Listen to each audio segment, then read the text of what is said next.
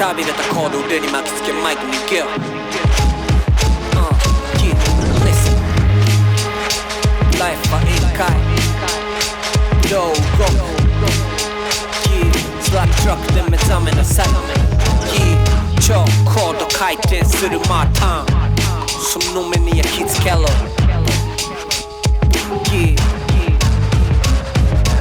その全てが敗北感だがかすかに見えてた成功まだわからないぜYo, crush たまに立ち止まる紐立ち上がっては結び直した紐その全てが功績さ見ろこのチャンスを離さないあと一歩空に上に今日は後者が大抵わかる俺は前者でライム蹴飛ばす今日は後者が大抵わかる俺は前者でライム蹴飛ばす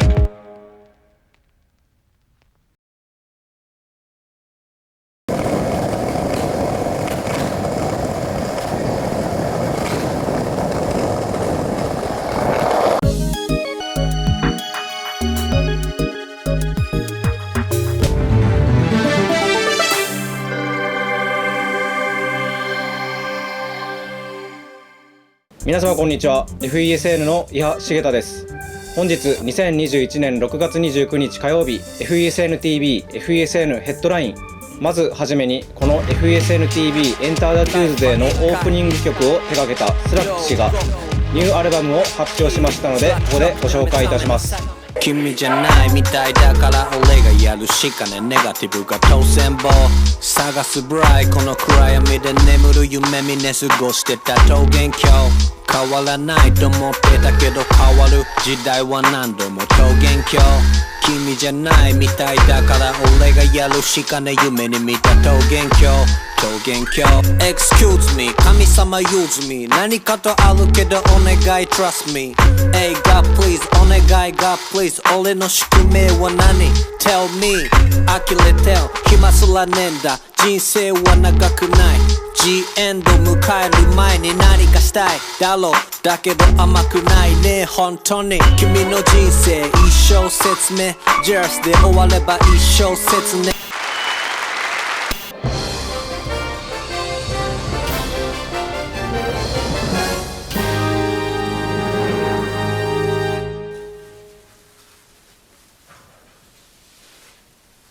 どうされました？どうされまし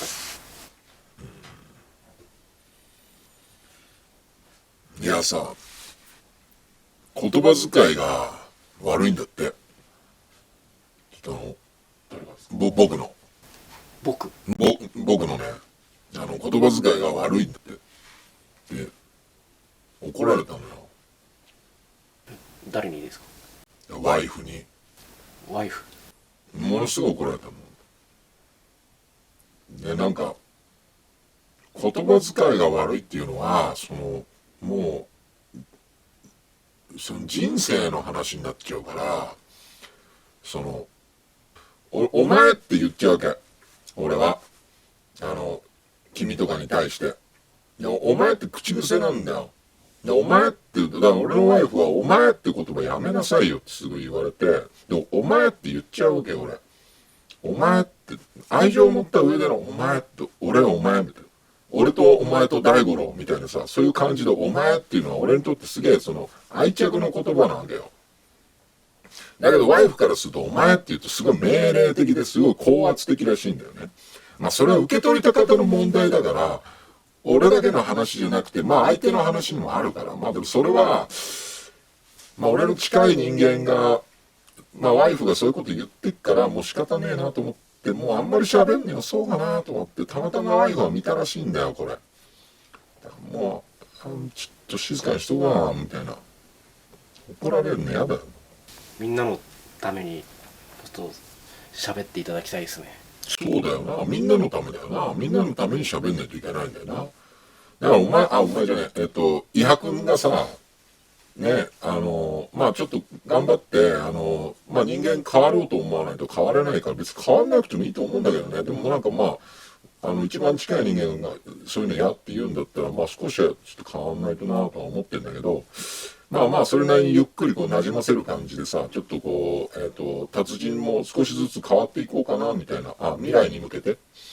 まあ俺未来なんだけど、俺自身が未来なんだけど、でもまあまあまあ、なんとなく、お前って言葉とか、俺とお前と大五郎って知ってる？いや、知らない。俺とお前と大五郎知らないんだ。まあまあ、なんだっけ？このトラックを見ていただいてもよろしいですか？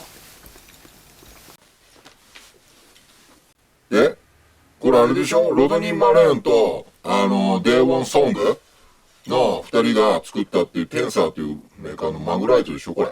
知ってるよ。あ、よくご存知で。当たり前じゃん。誰だと思ってんの？これもテクノロジーの進化なのかなと思いまして。テクノロジーの進化について、トラックのことで話させてもらうと、軽いとか重いとかっていうのは、トラックにおいてどのぐらい重要だと思う？スケートボード自体が軽くなるので、みんな気にするものなのかな。いや、めちゃくちゃ気にするでしょ、どう考えたって。ね。3キロのトラックとか使うのと、ね。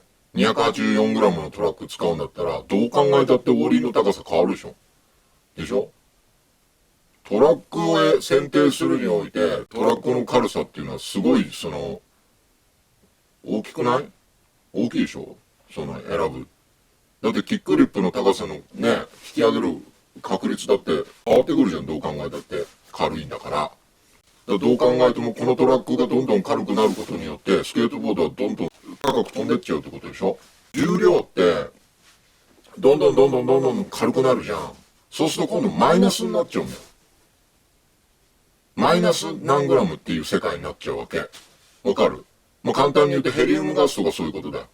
ガスとかは空気より軽いから上上がってっちゃうじゃん。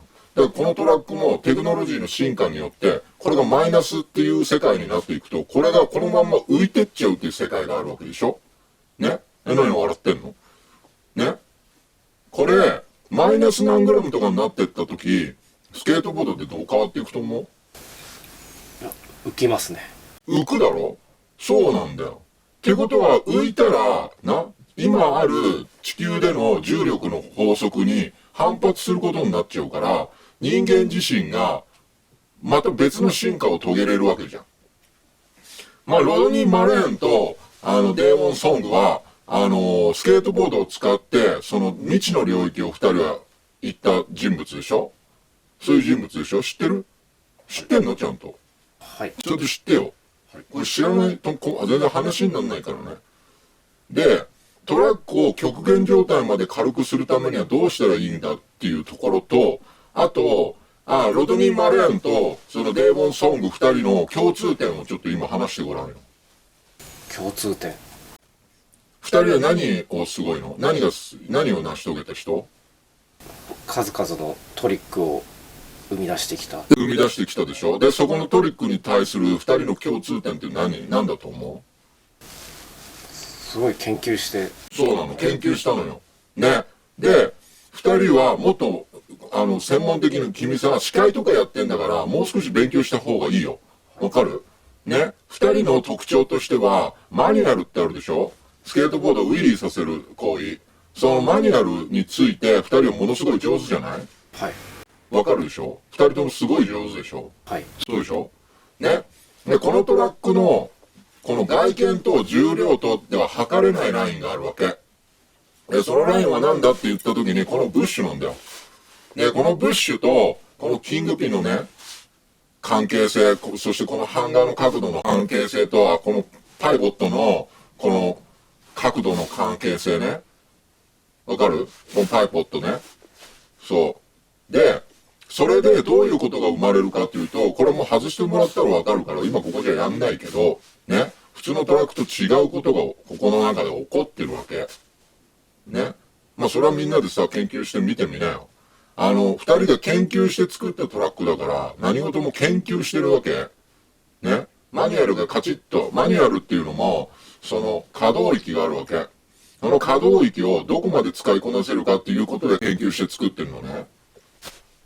まあでもその辺はみんながちゃんとこのものを使ってみて、その使ったことないやつは何も文句言えないし、使ったことないやつはこれに関しては何も話せないはずだから、もう使ってみた方がいいんじゃない？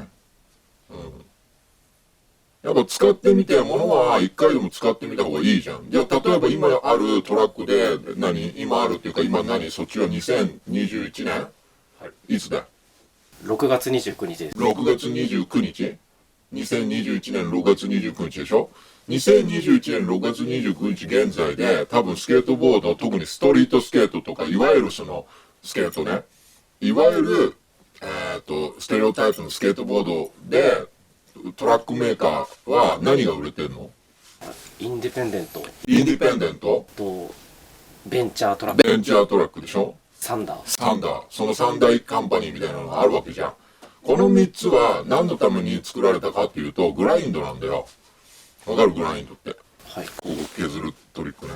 はい。で、グラインドをやるために、グラインドのために、この形状にもしてあるし、本来グラインドっていうトリックがなかったら、このトラックはもっと全然違う形になれるわけ。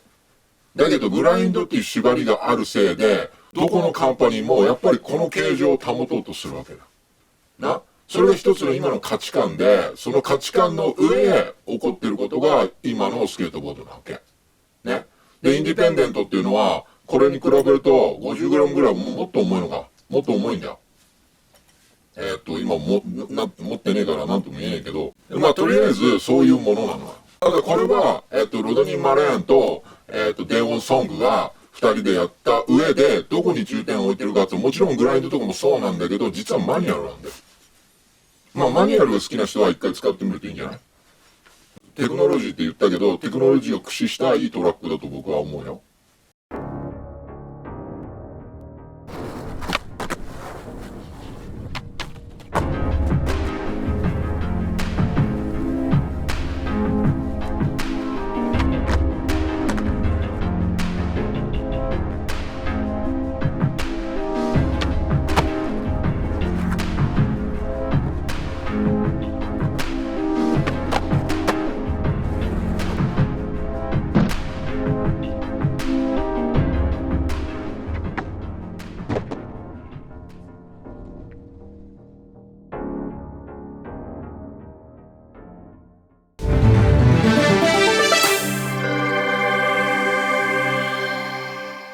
FESN-TV、FESN ヘッドラインニュース。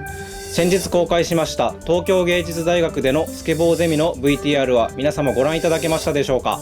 今回はその東京芸術大学スケボーゼミの後編の VTR をご用意いたしました。スケボーゼミの発起人篠田太郎先生のお話とともにスケボーゼミの目的について紐解いていきたいと思います。それではどうぞご覧ください。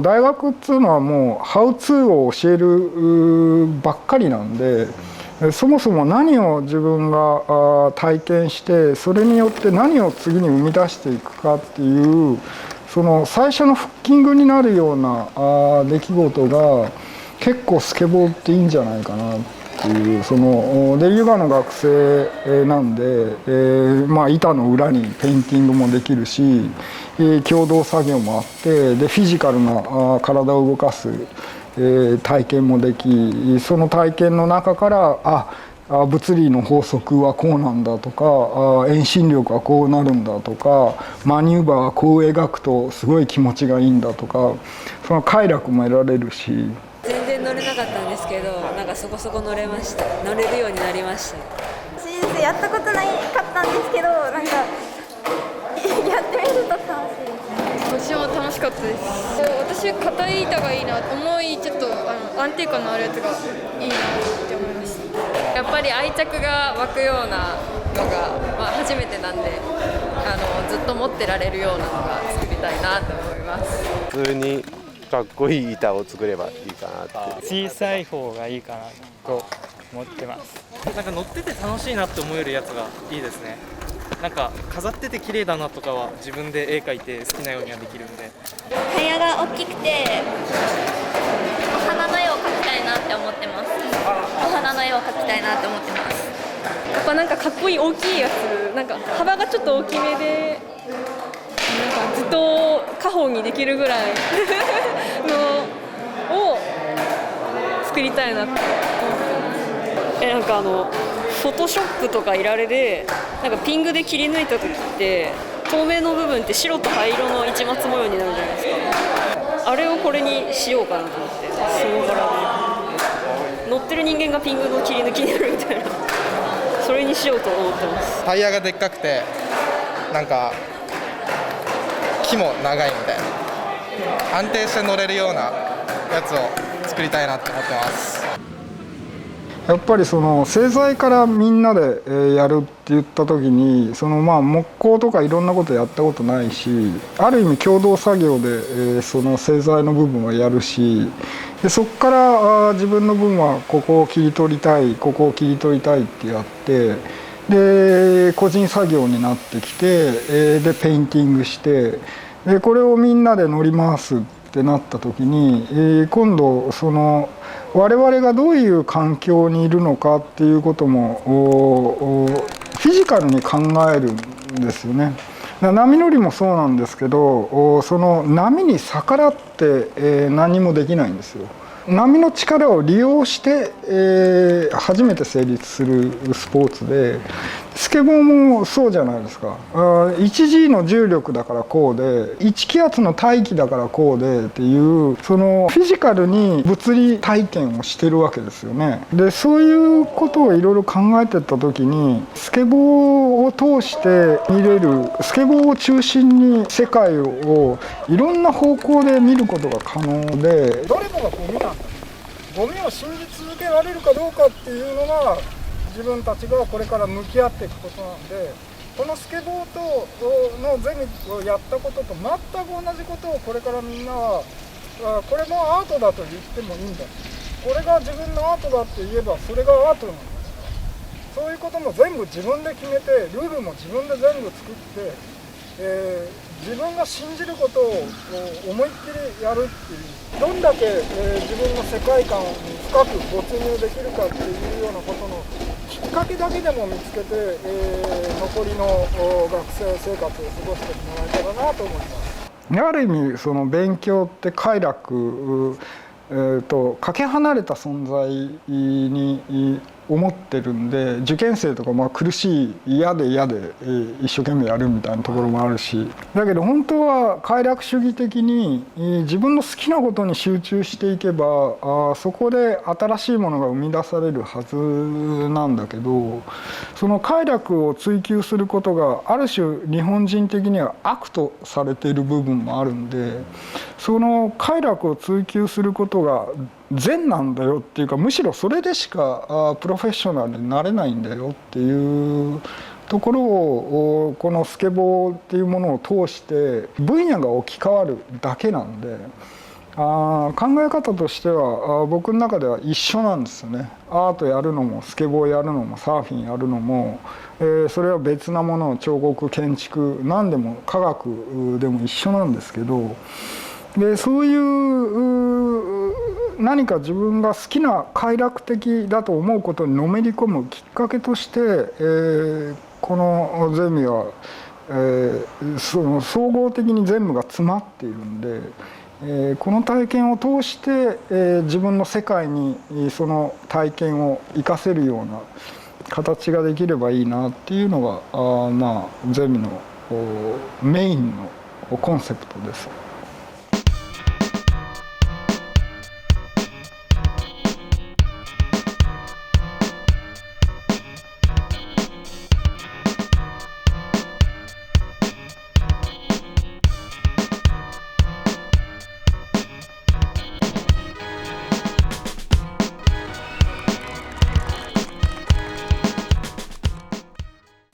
ゼミってゼミナールから来てるのね。ゼミ。代々木ゼミナールとか知らない？知ってます。知ってるでしょ？はい。あれ、なんか意味あると思うでしょ？行くこと自体にさほど意味はないんだよ。知ってる？ゼミとか授業とかいろんなのあると思うけど、基本的に行くことに対して大して意味はないわけ。そこで何をやるかなんでしょで、今回の、東京芸大、はい、東京芸大も行くこと自体にさほど意味はないわけ。そこで何をやるかだから、何をやるかね、そして何をやるかっていうことによってリアクションがあるでしょ。アクションを起こせばリアクションがあるわけでしょ。で、リアクションを感じて、それを自分の中で分析することに本来の意味と意義があるんだよ。ゼミナールのね。でしょ。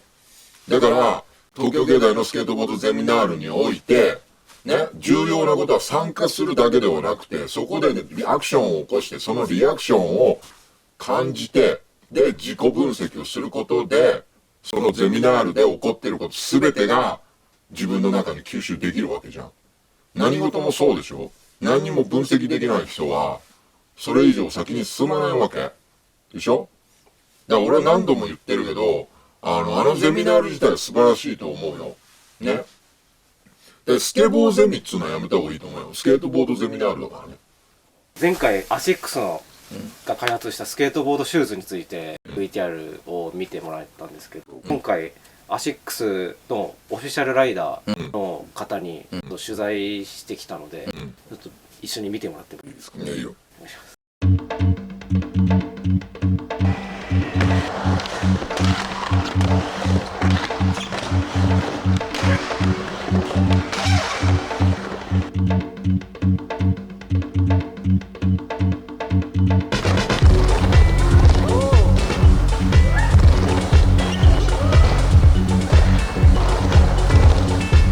もともとこの G スケートパークでスケートボードを始めたんですけど、その時に大きいランプとかが常にあって、ストリートというよりかはパークのセクションが多かったので、パークにあったからっていうのがきっかけではありますね。大きいものをやり始めた G スケートパークは、今神戸のロッコアイランドっていうところでもうここに来て20年近くですかね。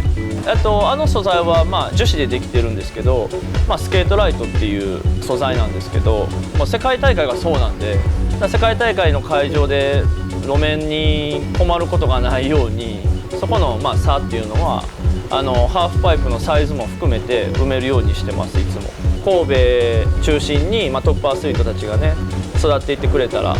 スケートボードしてるなら大会にも出たらいいんじゃないっていう父が言ってきたので、じゃあ出てみようってなって、ここで最初あったんですけど、ビギナークラスみたいなの出て2位とか表彰台に上がったイメージがあります。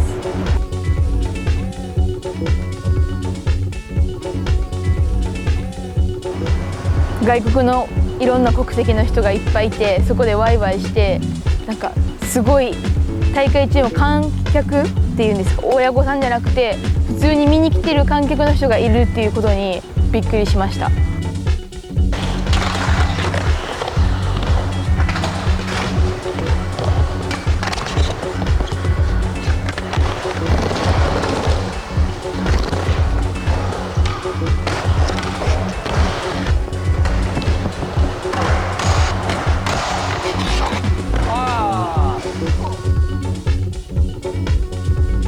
自分のシューズを一緒に作っていただくってなった時に、アシックスいいなって自分の中で多分思って、もうこれいったベストです。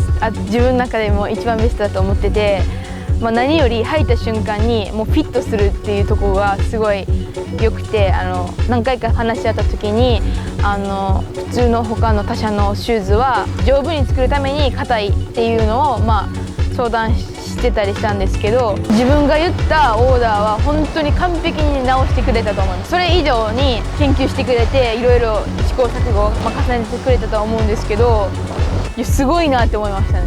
マジで一番すごいのは本当履いた瞬間からスケボーがすぐもうウォーミングアップとかいらずにスケートボードができるぐらいフィットして、硬すぎず柔らかすぎちょうどいい馴染んでる具合なところが本当にすごいと思います、自分では。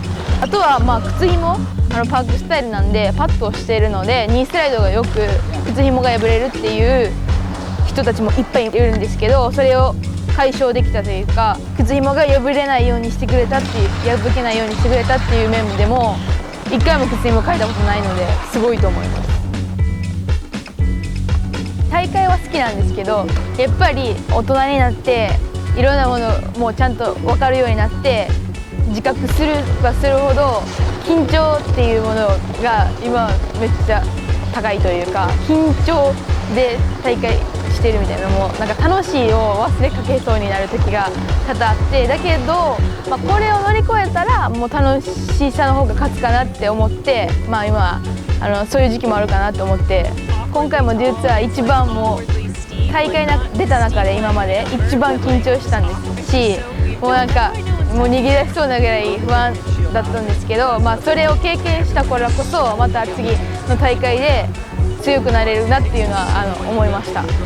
次自分がやろうと思ってるのはもっと自分にしかできひん技だったり、自分といえばっていう思い浮かぶ技を1個ちゃんと作りたいなと思っていて、もっとなんか自分独自の技をしっかり身につけて大会で出したいなって思います。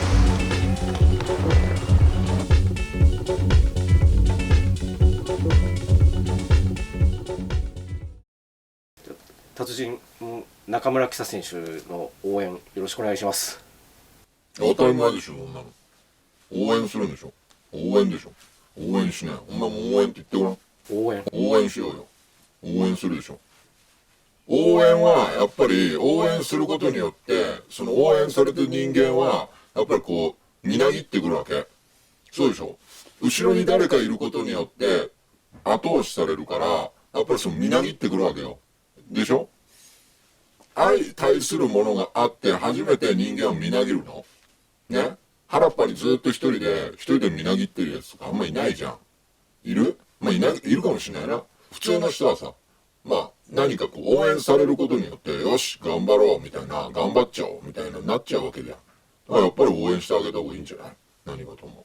ただそれが世界を壊すような話だったら応援しない方がいいけど、どう考えてもスケートボード頑張るっつってんだから、いい方向に進むに決まってんじゃん。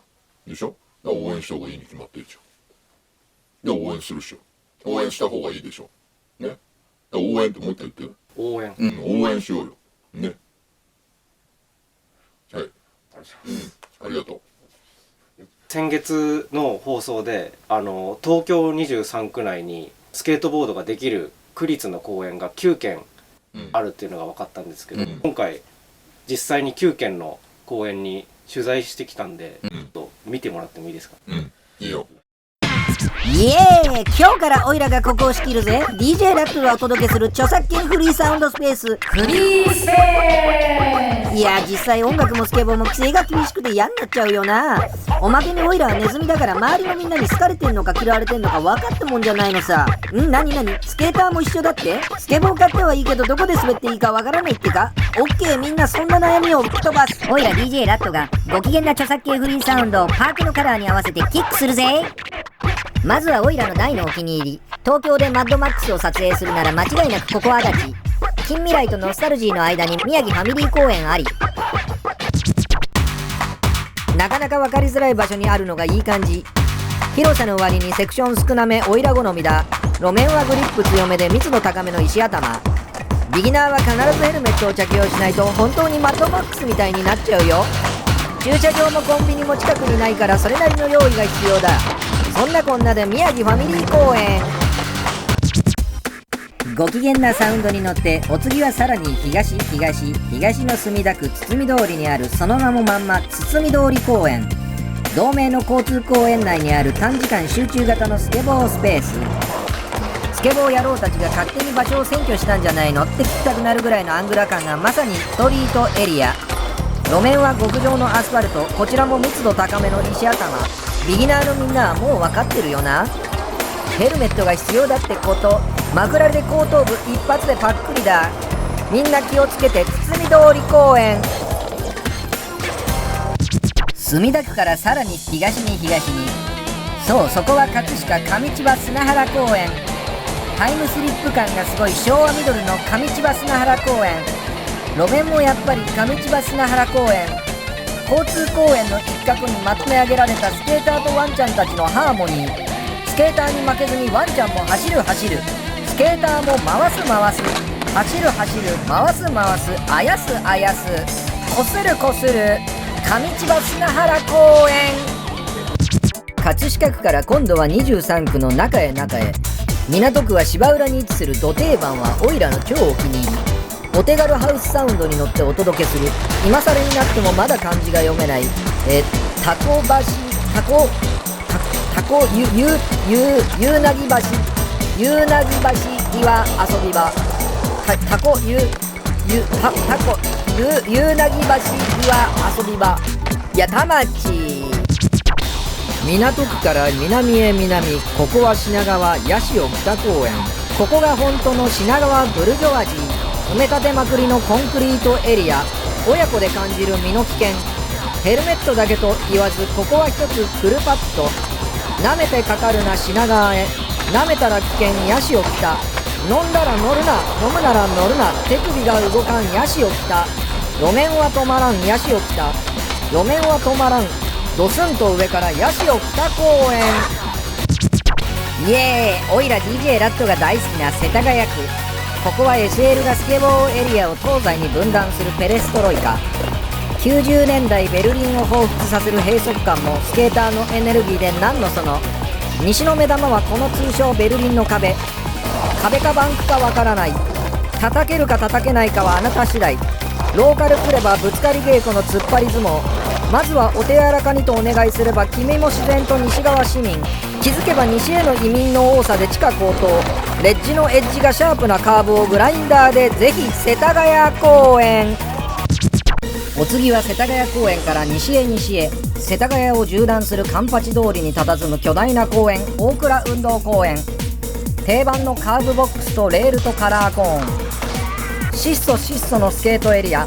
おまけに至近距離からバスケットプレーヤーたちの熱気を背に受け、行くよどこまでも。バスケとスケートの兄弟杯、ボックス集中、路面はいい。よく言や NYC のトンプキンスクエア。ただしここは大倉運動公園世田谷。イエーイ、やってきました渋谷区へ。おいら DJ ラットのガーデンプレイス宮下パークは屋上だ。渋谷といえばトランスパーティー、宮下パークは親子連れフルセクションフルパッドのぐるぐるトランスパーティーだ。夏には全面水張りプールでゴージャスなトランステクノレイブになればおいら DJ ラットの出番だよ。パークの延長500円、一般2時間1000円、小中学生480円、延長1時間240円。銭湯よりも安い。だけど銭湯よりも暑い。最後の東京都庁のお膝元。ここは新宿、オフィスの花形新宿西口、その名も新宿中央公園。新宿区唯一のフリースケートエリアは広さはあるが何にもない。何にもないが何でもある。もはや全問答的スケートエリア。案外オイラたちネズミは大好き。新宿中央公園。食べ残し、飲み残し、各自いっぱい揃ってる。ネズミ大好き新宿中央公園。ね、みんなゴミは持ち帰ってよ。優しくしてくれたローカルのみんな、また滑ろうぜ。ありがとよ。 DJ ラットのフリースペース、次回も見てね。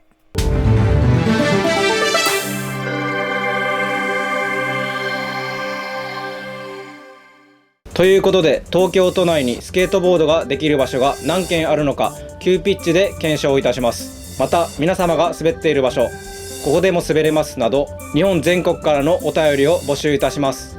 この動画のコメント欄にどしどしコメントをお寄せくださいませ。ここでお知らせです。 FESN よりインスタグラムの公式アカウントを開設いたしました。皆様ぜひフォローよろしくお願いいたします。次回の FESN プレゼンツエンターザトゥーズデーは来月7月27日火曜日です。どうぞお楽しみに。それでは皆様ご視聴ありがとうございました。車が大抵わかる。俺は前車でライム蹴飛ばす。今日は後車が大抵わかる。俺は前車でライム蹴飛ばす。